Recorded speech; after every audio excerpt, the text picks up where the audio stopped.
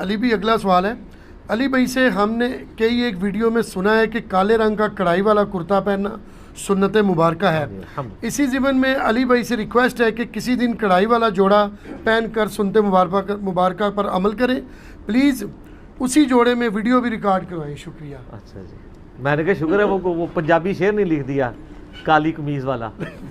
اچھا, بات یہ میرے بھائی, یہ سوال بڑے عرصے سے آ رہے تھے تو میں نے اس دفعہ انٹرٹین کر لیا اس سوال کو. میں نے کہا چلیں, حالانکہ میری ذات کو آپ نہ ڈسکس کیا کریں میرے بھائی. صحیح بات. آپ ویسے سنت کے اوپر بات کریں. میں نے تو آج تک نہیں کیا کہ میری ویڈیو وہ سنیں کہ جو کالا کرتا پہنے یا جو پوری مٹھی داڑھی رکھے. یہ سنتیں ہم ترغیب دلاتے ہیں, بس ٹھیک ہے, ہم تک پیغام پہنچ جاتا ہے.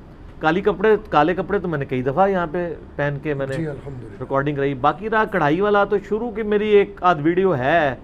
اس وقت مجھے اپنی ینگ ایج میں تھوڑا بہت کبھی بندہ کر لیتا تھا, تو اب تو ویسے مجھے کوئی اس وقت بھی ایسا اتنا شوق نہیں تھا. تو شوق کے اوپر ڈیپینڈ کرتا ہے کہ آپ کا کیا ہے. اگر کوئی سنت پوری کرنا چاہتا ہے, سنت صرف یہی پوری کرنے والی نہیں, آدھی تو میں نے پوری کی ہے کالے کپڑے پہن کے. سنتیں اور بھی بہت ہیں. اب کدو کھانا سنت ہے تو صرف کدو کھانا ہی سنت نہیں ہے, چھوٹا گوشت کھانا بھی سنت ہے.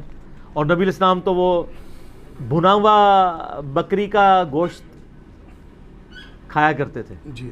تو آپ ہمیں کدو والی صرف حدیثیں نا بخاری مسلم سنایا کریں, بخاری مسلم سے چھوٹے گوشت والی بھی سنا دیا کریں کہ آپ بھی بھنا ہوا بکری کا جو ہے وہ بچہ یا اس کے آپ باربیکیو بنا لیں.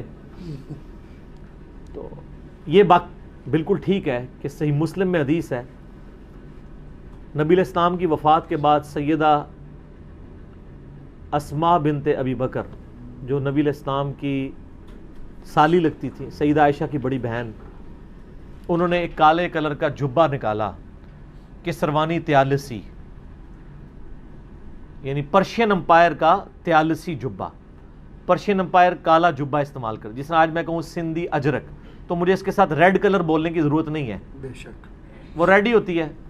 اس کو اگر میں کہوں یلو اجرک تو آپ مانیں گے نہیں.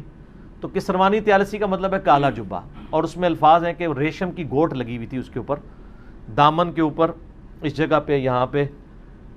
اور بخاری مسلم میں حدیث ہے کہ ریشم مرد کے لیے حرام ہے, البتہ 1 انگلی 2 یا 3 یا 4 انگلی سے زیادہ چوڑائی نہیں ہونی چاہیے ریشم کی. آپ یہاں پہ کڑھائی کرا سکتے ہیں اتنی بھی, 4 تو خیر اتنی اچھی نہیں لگے گی, آپ 2 کروا لیں, اس پٹی پہ کروا لیں. یہاں تو خیر کروانے کی ضرورت نہیں, وہ نعت خوان ہی صرف کروا سکتے ہیں. تو وہ بالکل آپ کروا سکتے ہیں, وہ آپ کا شوق ہے. کالے کلر کا کرتا لیں, اس کے اوپر کڑھائی کرائیں, اچھی بات ہے. باقی رہا تو میں نے کڑھائی والا, میرا ایک لیکچر ہے جس پہ میرا ایک ہی لیکچر ہے, مسئلہ 81, اس میں میرا ایک جوڑا ہے کڑھائی والا. اب مجھے اس طرح شوق نہیں رہا, ویسے بھی میری طبیعت میں سادگی ہے. تو کالا کپڑے پہن کے تو میں نے کئی دفعہ ریکارڈنگ کرائی ہے, تو اس میں میری معذرت ہی قبول فرمائیں, کیونکہ مجھے اب کڑھائی کا ایسا شوق کوئی نہیں ہے. ٹھیک ہو گیا, جزاک اللہ. علی بھی اگلا سوال ہے. اچھا, میں اس میں ایک ایڈ کر دوں, مجھے وہ حدیث پوری جو صحیح مسلم کی حدیث ہے نا, کسروانی تیالسی جبہ, جی جی, اس میں سیدہ اسماء کہتی ہیں کہ یہ سیدہ عائشہ کے پاس یہ کرتا تھا, ان کی وفات کے وقت میں نے ریکویسٹ کر کے لے لیا ان سے. حالانکہ یہ بڑی بہن ہے, یہ بہت بعد میں فوت ہوئی ہیں, 100 سے زیادہ عمر ہوئی ہے, عبداللہ ابن زبیر کی والدہ.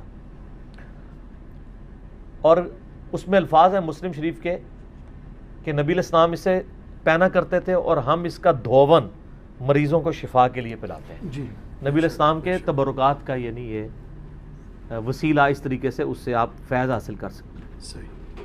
اور ایک اور حدیث ہے صحیح بخاری میں, ام سلمہ کے پاس کچھ اصحاب حاضر ہوئے تو انہوں نے نبی علیہ السلام کا ایک بال مبارک نکالا, جو انہوں نے ایک ڈبیا کے اندر رکھا ہوا تھا. انہوں نے کہا کہ یہ نبی علیہ السلام کا بال مبارک ہے جو میرے پاس ہے, جب ہم میں سے کوئی بیمار ہوتا ہے تو ہم پانی میں اسے گھول کے دیتے ہیں, شفا ہو جاتی ہے اللہ کے اذن سے. اور ہمارے جاننے والوں میں بھی جب کوئی بیمار ہوتا ہے تو وہ اپنا پانی کا برتن بھیج دیتا ہے, تو میں اس میں گھول دیتی ہوں تو شفا ہو جاتی ہے. یہ خصوصیت صرف نبی علیہ السلام کے تبرکات کی ہے. جی. تو ایک میرا یوٹیوب پہ کلپ بھی ہے, بریلوی علماء کو دعوت اصلاح, اس میں نے یہ سارے تبرکات والی باتیں بتائی تھی, اور اس میں نے ریکویسٹ کی تھی کہ آپ جو تبرکات کے نام کے اوپر چندے اکٹھے کر رہے ہیں نا, کبھی آپ میلاد کے اوپر نبی علیہ السلام کے منہ مبارک بال مبارک کی زیارت کروا رہے ہوتے ہیں، اگر آپ یہ واقعی کلیم کرتے ہیں کہ نبی علیہ السلام کا بال مبارک ہے، ہم نہیں انکار کرتے، نہ اقرار کرتے ہیں نہ انکار، تو ہم ایک معصومانہ سوال کرتے ہیں، آپ کا تو یہ عقیدہ ہے کہ نبی علیہ السلام کا سایہ نہیں تھا، جی تو یہ جو بال مبارک اگر نبی علیہ السلام کا ہے تو اس پہ 1000 واٹ کا بلب لگاتے ہیں، چیک کر لیتے ہیں، اگر سایہ ہے تو یہ نبی علیہ السلام کا بال نہیں ہے آپ کی ڈاکٹرائن میں، جی اور اگر سایہ نہیں ہے تو نبی علیہ السلام کا بال مبارک بھی ہو گیا اور ہم بھی آپ کے عقیدے پہ آ جائیں گے۔ کتنا آسان طریقہ ہے سر، انجینئر صاحب نے منوانا کوئی مشکل نہیں ہے۔ ان پوری دنیا میں جس کے پاس منہ مبارک ہے نا، وہ ایک بار اس کے اوپر بلب لگا کے سایہ چیک کریں اور فوراً سے پہلے توبہ کر لیں۔ میں نہیں کہتا اب یہ کہ بال ان کے نہیں، بال انہی کے ہوں گے، امید ہے، لیکن وہ سایہ والا عقیدہ آپ کا غلط تھا۔